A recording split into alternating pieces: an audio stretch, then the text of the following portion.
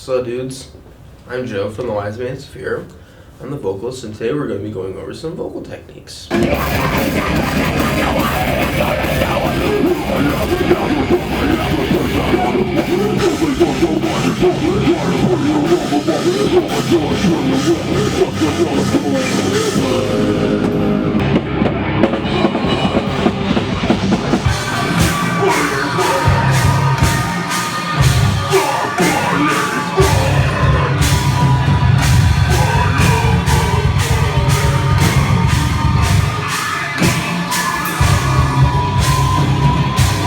When I scream, I use techniques combined with both fry and false chord screams. With fry screams, they're more coming from like the bottom of your throat, and false chord screams come more from your diaphragm, and they've got that more like yell sound to them.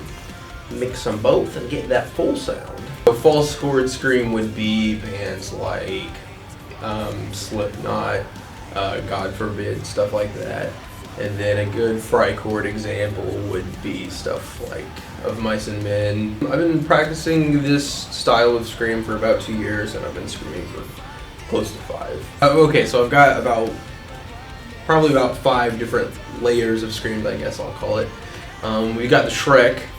That's like the lowest, like that'll do. The second low, that's kind of like the far quad. It's like the kind of like low. It's like a just straight low. My mid is what I call the donkey. It's like ah, and then my like mid high range, I would call that the Fiona, and then the highest of the high would be like Shrek's child. Okay, so for the Shrek, I'm going to be doing part of our section Chaotica.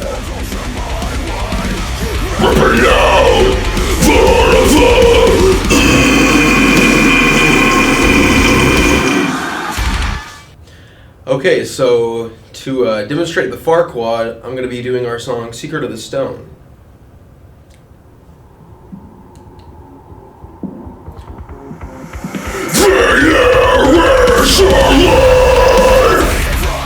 To demonstrate the donkey scream, I'll be doing our song Vitality. I'm so tired of sleeping and sick to death of this illness! To get an example of the Fiona scream, I'll be doing our song Prayer of the Prey. She needs to follow the anguish and wrath of those who cannot escape from her grasp! And to demonstrate the highest of highs, aka Son of Shrek, I will be doing our song Messiah Storm.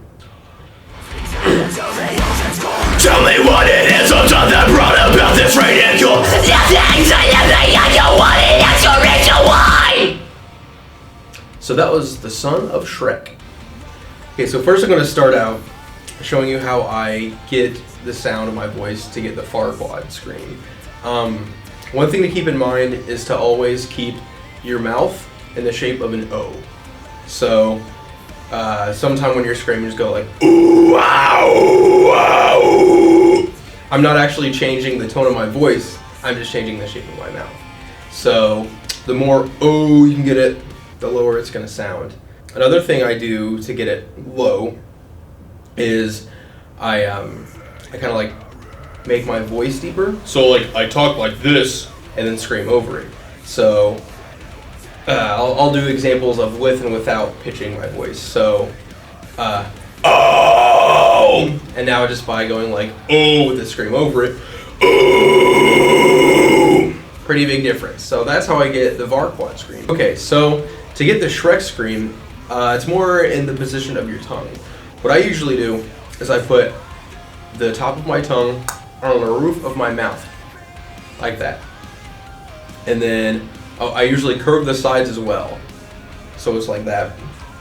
And again, there's no difference with the scream at all for the most part. I try to make my voice as deep as possible before screaming as well, but it's mostly in tongue position. So I'll show you a scream with the tongue position, one without.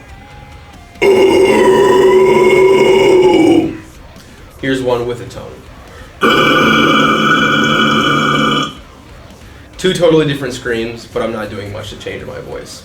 So to get your own sort of far quad and Shrek, try just flicking your tongue around in your mouth a little bit while screaming. I don't always keep it in the same position every time. Sometimes I'll like flick it sideways a little bit. Sometimes I go straight up on the roof of my mouth. Sometimes it's just like curved up a bit. But yeah, just give it a shot, see what works best for you. Okay, so for the donkey scream, for the most part, it's just a fry chord scream. If I were you, I would look into the Zen of Screaming 2 DVD.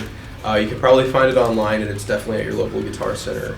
Other YouTube channels I used in the past would be Vokill covers, Vokill, and just like random select YouTube videos with screaming tutorials. So I'll give you a demonstration on the donkey once again. Oh! One thing I do differently with my fry scream is once I get the fry noise with the bottom of my throat, I push out as hard as I can with my diaphragm so it projects even louder. That will come with time and practice. You're not going to get, like once you learn how to do the fry method, you're not going to be able to get that loud and project that far right away. But okay, one way to get your fry scream louder is to start off quiet. I literally just started off learning how to make the fry noise, and with time just got louder and louder. Like it started out almost a whisper, and then every day I would just practice a little bit louder to the point I felt comfortable with projecting as loud as I just did. So start quiet. Even the first few shows I did as the vocalist for the Wise Main Sphere, my fry screams weren't very loud, and you couldn't tell. There's videos of it online. It just wasn't super loud, but it was still clear because you're amplifying your scream through the PA. So yeah, like people like Austin Carlisle and screamers like that, their screams aren't super horribly loud. It's all in the sound of the scream. So that's one thing to keep in mind that helped me while kind of shaping the tone of your voice. So one way to describe the fry noise would be the way the kid says red rum on The Shining. That's actually legitimately a fry scream. So one thing I did to practice, I would just sit in my room and say like red rum, and then eventually try to like develop that into more of a red rum. It's gonna be really raspy at first, like it will barely sound like a scream, but just push harder, tighten your chest a little bit. That definitely helped me. So eventually it'll sound more like red rum. And then with that you'll learn just to get louder and louder projected. Your screams will sound more full.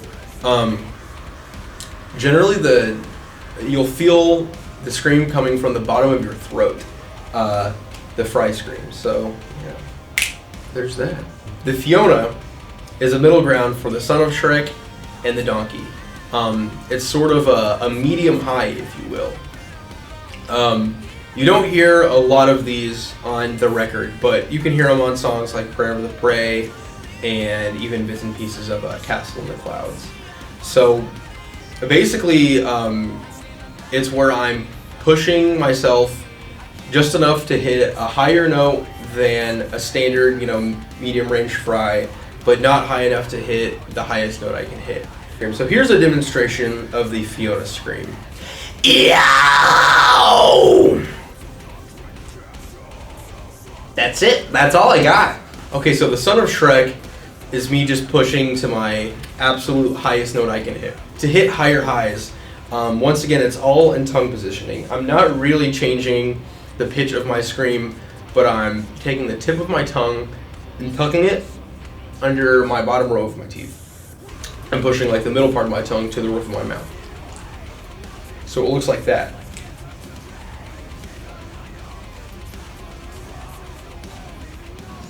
So I'll give an example with and without the tongue positioning.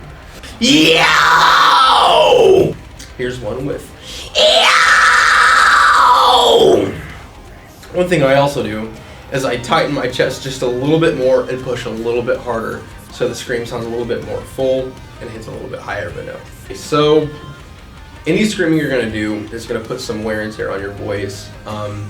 There's really no right or wrong method. Like, certain people will tell you fry screaming is wrong. Certain people will tell you false chord screaming is wrong. There's no right or wrong method.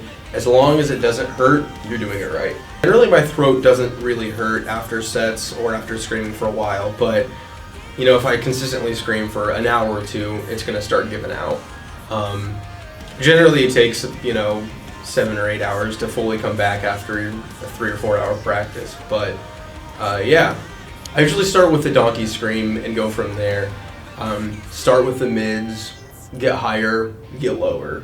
Again, there's no right or wrong way to warm up, but it's always a good idea to. Generally, I warm up in the car on the way to shows, before shows, and at practice, you just warm up at practice. Or before the band gets there. Save some time. One thing that I do to keep my screams sounding extra mint is drinking plenty of water. Make sure it's room temperature, cold water. No cold water. And too warm water. It just is disgusting. You don't want to drink too warm. So room temperature water is the place to be to keep your screams sounding fresh and keeping your throat healthy. Some people actually drink honey to keep their screams all minty fresh and keeping their throat coated. I literally found it never did anything for me. I would chug honey and then try to scream, and it just never did anything for me. But if it works for you, chug some honey. So one thing to keep in mind, I said this once, but start quiet with your screams and build up. Don't go guns blazing as loud as you possibly can to try to get good sound with your scream, because odds are it's just going to come out raspy and your voice is going to crack and it's going to sound funky. Start quiet and get louder. So that's one thing I feel like I wish I would have known starting out with the donkey and whatnot. I wish I would have started quiet and gotten louder, because for a long time I couldn't do highs because I would just try to, go in guns blazing, shrieking, and it just wouldn't sound well. So start quiet, build up. You'll eventually get there, even if it takes a few months. Set aside some time every single day to practice rather than, once every couple weeks for 2 hours, 20 to 30 minutes a day. Every day is going to help a lot more. I would go downstairs and just practice for 1 to 2 hours a day every single day, and I saw a lot of progress, within the first few months. So.